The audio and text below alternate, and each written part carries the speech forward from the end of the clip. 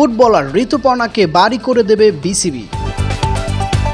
গত বছর নারী সাব চ্যাম্পিয়নশিপে হয়েছিলেন সেরা খেলোয়াড়। এবারও বাংলাদেশকে নারী এশিয়ান কাপ ফুটবলের মূল পর্বে নিয়ে যত গুরুত্বপূর্ণ অবদান রেখেছেন ঋতুপর্ণা চাকমা।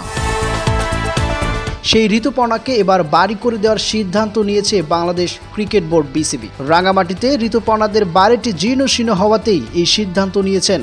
আজ শনিবার বিসিবিতে পরিচালকদের সভা শেষে এমন সিদ্ধান্তের কথা জানান মিডিয়ার বিভাগের চেয়ারম্যান ইফতিকার রহমান। তিনি জানান, ঋতুপর্ণার গ্রামের বাড়ি করে দেওয়ার সিদ্ধান্তটি তাদের সভায় অনুমোদন দেওয়া হয়েছে। এর আগেও অন্য খেলার বিভিন্ন ফেডারেশন ও ক্রীড়াবিদদের জন্য এগিয়ে এসেছে বাংলাদেশ ক্রিকেট বোর্ড। এবার তারা ঋতুপর্ণার বাড়ি তৈরি করে দেওয়ার উদ্যোগ নিল।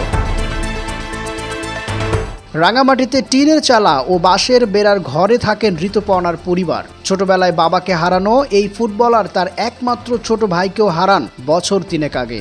বড় 3 বোনের বিয়ে হয়ে যাওয়ার পর ঋতুপর্ণাদের গ্রামের বাড়িতে তিনি এবং তার মা থাকেন। আজ সিটি গ্রুপ প্রথম আলো ক্রীড়া পুরস্কার সেরা খেলোয়াড়ের পুরস্কার জিতেছিলেন ঋতুপর্ণা চাকমা। সন্ধ্যায় আরও একটি আনন্দের খবর পেলেন ঋতুপর্ণা চাকমা।